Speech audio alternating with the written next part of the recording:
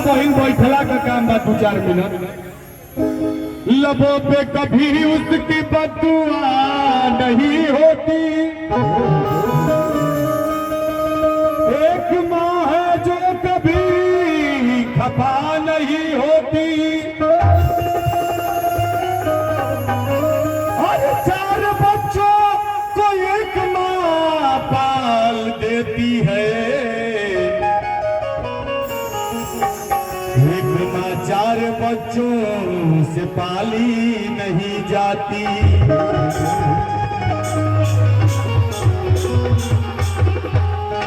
बड़ा सुंदर इनाम से देव, लेकिन गाना जरूर सुन के जाए रहुआ। देखिए अल्लाह का मतलब काटे कीजिए, आप लोग के गाना न सुना दे, आप लोग लाए इस लाइन के बीच में रहिए, कोई कुछ नहीं बोलेगा, ये उसी लिए बनाई गई है। किसी महिला का बैग छूट गया है, वो देख लें और कृपया मंच के पास आकर के अपना बैग आप कहो।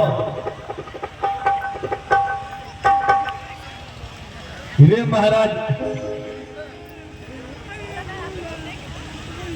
अरे अमृत के धार के हूँ। देखिए ये कुल भजन बा, भजन उहे होके के चाहिए जेके श्रोता के समझ में आवे। अरे अमृत के धार के हूँ। देखा माता जी बैग पौलू है, ओकरा खुशी में गाजीपुर वाला लड़का के 501 रुपया इनाम देवे के चाहिए। ऊपरो चलिए घबरा जे मान जा बैगवा दिला हन जा, हमको अदला तिके रे हमरे संगवा वाली कहते रह।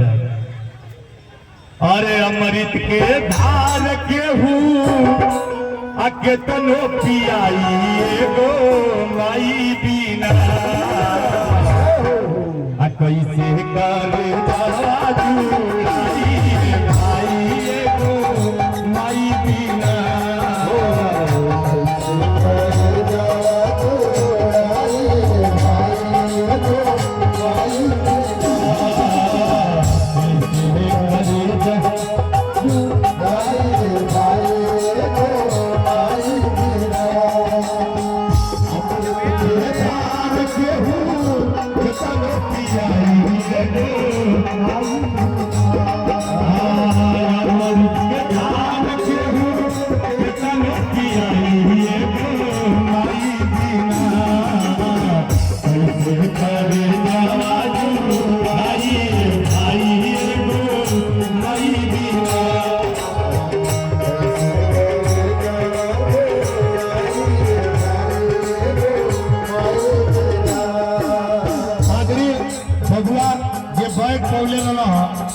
भैया का तरफ से बड़ा सुंदर आशीर्वाद पुरस्कार आशीर्वाद आई बा। शिव शंकर राय वकील साहब जो भी हैं वो जाके आदरणीय गुरु जी से मिल लें। शिव शंकर राय वकील साहब आदरणीय गुरु जी से मिल लें।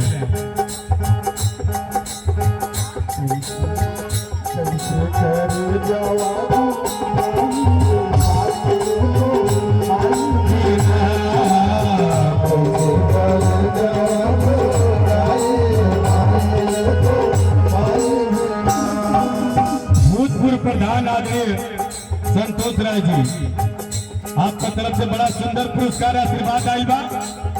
लेकिन ए माई, दुनिया में केहू के तबे दुलार दे प्यार दे, लेकिन जो ले अपन माई बचवा कह के ना बुलाई, करेजा ना जुड़ाई।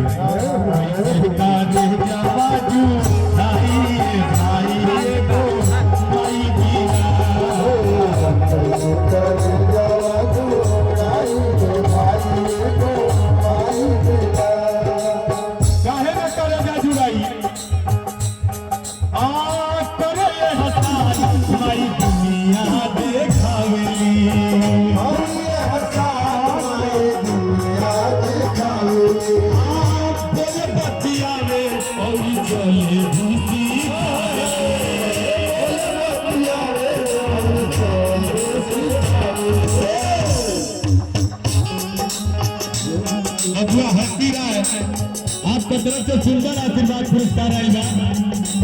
माइये बाबू का आशीर्वाद से आज इतना बड़ा जज का अनुष्ठान कल गई बा। नारिया बाबू का देन बा कि ब्यास की कथा कहता ना हम गावत नहीं, ये सब माता पिता की देन है। यही में वो ऐसनो आई हुई है जे शिव जी का भक्त हुई है। क्या बात है। करे ये हसन माई दुनिया देखावे, अरे हसन माई दुनिया देखावे, बोले बतिया में और चले भी दिखावे, बोले बतिया रे चले सिखावे, जाइया न खाना मिली सुख पूरा, माई के दुलार बिना जिंदगी अधूरा, माई के दुलार बिना जिंदगी अधूरा, माई के दुलार बिना जिंदगी अधूरा। माई के दुलार बिना जिंदगी अधूरा।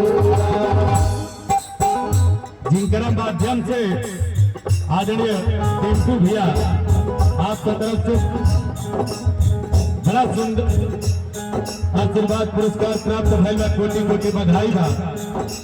Pandey sound service, Natraj market, Yusufpur, Mohammadabad, Ghazipur, आपके तरफ से बड़ा सुंदर आशीर्वाद पुरस्कार प्राप्त भइल बा। जेके भी बढ़िया से बढ़िया कार्यक्रम करावे के बाद भैया का नंबर ले ली, आ इनकर साउंड तबे तय करी जब अनूप राय मिट्ठू के गाजीपुर से बुलावे के होई गावे खातिर।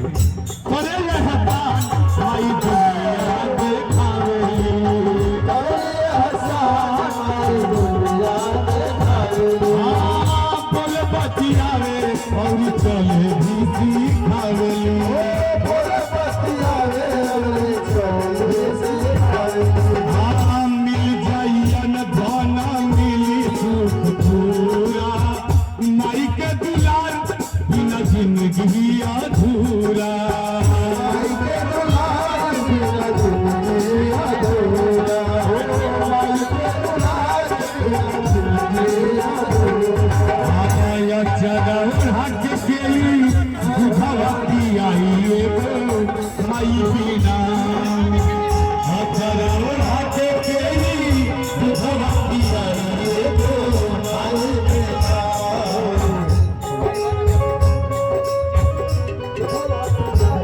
एगो माई बिना। आदरणीय राहुल राय जी पैसा आपका तरफ से सुंदर आशीर्वाद पुरस्कार आयल बा। रहुआ का तरफ से 501 रुपया का पुरस्कार प्राप्त भइल। पूरा कमेटी के दिल से अभिनंदन वंदन स्वागत बा। अरे करे ये हसन माई दुनिया देखावे,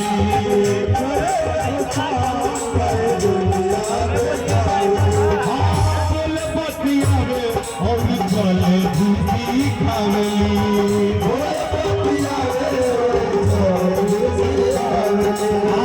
मिल जाइया न धाना मिली सुख पूरा, माई के दुलार बिना जिंदगी अधूरा, माई के दुलार बिना जिंदगी अधूरा, माई के दुलार बिना जिंदगी अधूरा, बिना जिंदगी अधूरा, आया चरौड़ा के केली दुधवती आई एगो माई बिना, चरौड़ा के केली दुधवती आई एगो माई बिना, करे जहाजू रहिए भाई एगो माई बिना, करे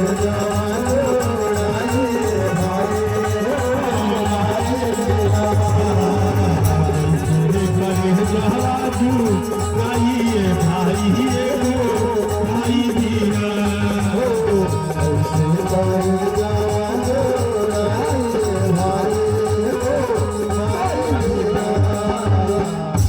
आदरणीय लक्ष्मी स्वरूपा माता जी के तरफ से सुंदर आशीर्वाद पुरस्कार आयल बा।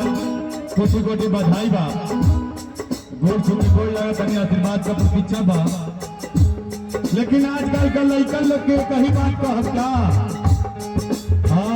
कर जानत हो भाई बाबू के भलाई, जान कबो माई बाबू के भलाई हो कर जान कबो माई बाबू के भलाई हो कर जान कबो माई बाबू के भलाई हो खटत खटत जय है जिंदगी मलाई हो खटत खटत जय है जिंदगी मलाई हो कर जान कबो माई बाबू के भलाई हो कर जान कबो माई बाबू के भलाई हो कर जान कबो माई बाबू के भलाई हो कैसे करे जाए भाई को माई दीना कैसे करे जाए भाई को